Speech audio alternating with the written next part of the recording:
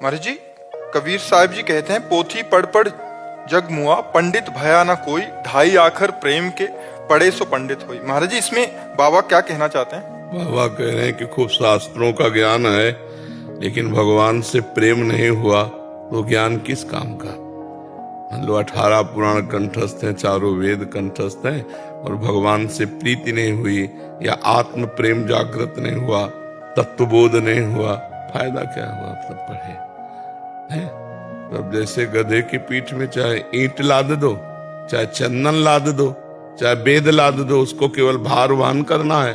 ऐसे बुद्धि में पुराणों को कंठस्थ कर लिया, लेकिन भगवान से प्रीति नहीं हुई तो बेकार। ढाई आखर प्रेम के पढ़े सो पंडित हो, अर्थात जिसके हृदय में ढाई अक्षर प्रेम ये जागृत हो गया, वो सब कुछ प्राप्त कर लिया।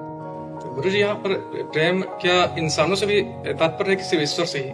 ईश्वर, जब प्रेम शब्द आएगा तो सब जगह भगवान विराजमान है। जड़ चेतन जग जीव जत, सकल राम में जान, बंदों सबके पद कमल सदा जोर। इंसान में भगवान, सब में परमात्मा।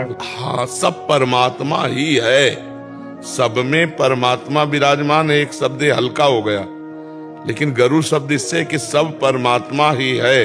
जैसे पंचभूतों का शरीर, इसमें आत्म तत्व भगवान स्वरूप विराज, तो पंचभूत कौन है?